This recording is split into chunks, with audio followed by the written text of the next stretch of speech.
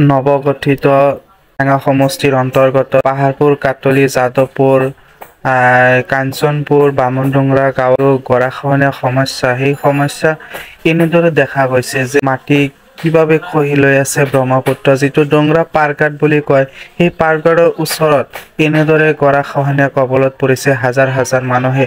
যদি এই সমস্যা সমাধান নকৰে তেনেহলে আমাৰ ডোংৰা হেৰাই যাব।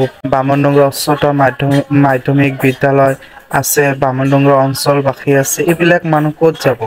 মানুহৰ হাৰাশাস্তি হৈ আছে, এনেদৰে ব্ৰহ্মপুত্ৰ পৰি আছে, মানুহে ঘৰ বাৰী হেৰুৱাবলগীয়া হৈছে, বহুতৰ মাটি বাৰী এনেদৰে খহি গৈ আছে।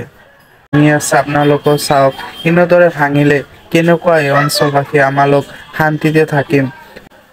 যিজনৰ ঘৰ বাৰী হেৰুৱাইছে গৰাখহনীয়া নদীত, সেইবিলাক মানুহে ক'ব পাৰিব যে কিমান ভয়ানক পৰিস্থিতি। মাননীয় মুখ্যমন্ত্ৰী মহোদয়ৰ ওচৰত বিনম্ৰভাৱে অনুৰোধ জনাইছো যাতে এই সমস্যা অতি সোনকালে আমাৰ সমাধান কৰি দিয়ে যেন।